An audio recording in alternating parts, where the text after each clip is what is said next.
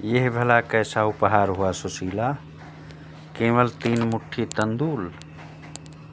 माना कि हम दरिद्र हैं, पर वो तो नरेश हैं ना। नरेश के लिए भला तंदूल कौन ले जाता है सुशीला। द्वारिका जाने को तैयार सुदामा ने चावल की पोटली बांधती पत्नी से कहा।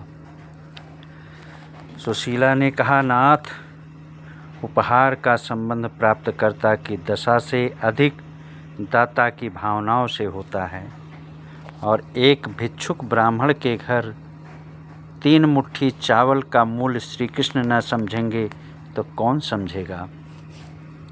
आप निश्चिंत होकर जाइए नाथ। सुशीला उस ब्राह्मण कुल की लक्ष्मी थी। अपने आंचल में परिवार का सम्मान बांधकर चलाने वाली देवी वो अडिग थी।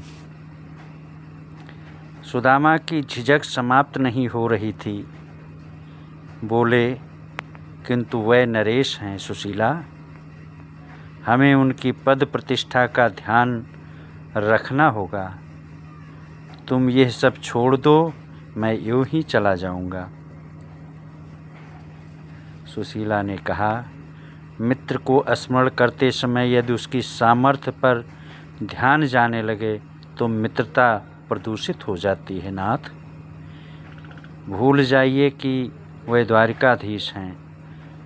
बस इतना स्मरण रखिए कि वे आपके मित्र हैं, जिनके साथ आपने गुरुकुल के दिनों में भिक्षाटन किया था।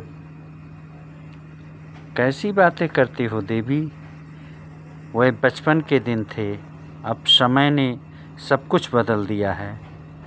तब का माखन चोर अब विश्व का सर्वश्रेष्ठ योद्धा है।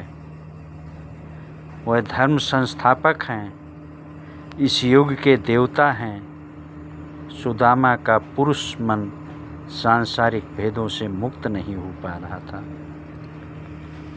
सुशीला ने कहा, नाथ, समय सामान मनुष्यों को बदलता है, कृष्ण जैसे महानायकों को नहीं। वह एक शरीर के अंदर अनेक रूपों में विद्यमान है। वह जिससे जिस रूप में मिले उसके लिए सदैव उसी रूप में रह गए। क्या राधिका मानेगी कि उनका मुरली मनोहर अब प्रेमी नहीं, योद्धा हो गया है। क्या नंद बाबा मानेंगे कि उनका नटखट कन्हैया आज समस्त संसार का पिता हो गया है। नहीं, वे ब्रज की गोपियों के लिए अब भी माखन चोर हैं।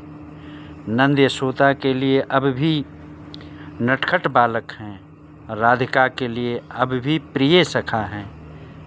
वे अर्जुन के लिए जो हैं वो द्रौपदी के लिए नहीं हैं। वे गोकुल के लिए दूसरे कृष्ण हैं, द्वारिका के लिए दूसरे। हस्तिनापुर के लिए उनका रूप कुछ और है और मगध के लिए कुछ और है। आप जाकर देखिए तो वह आपको अब भी गुरुकुल वाले कन्हैया ही दिखेंगे। यही उनकी विराटता है नाथ, यही उनका सौंदर्य है। सुशीला ऐसे बोल रही थी जैसे कृष्ण सुदामा के नहीं उसके सखा हों। सुदामा मुस्कुरा उठे। सुदामा ने पोटली उठाई, ईश्वर को प्रणाम किया और निकल पड़े।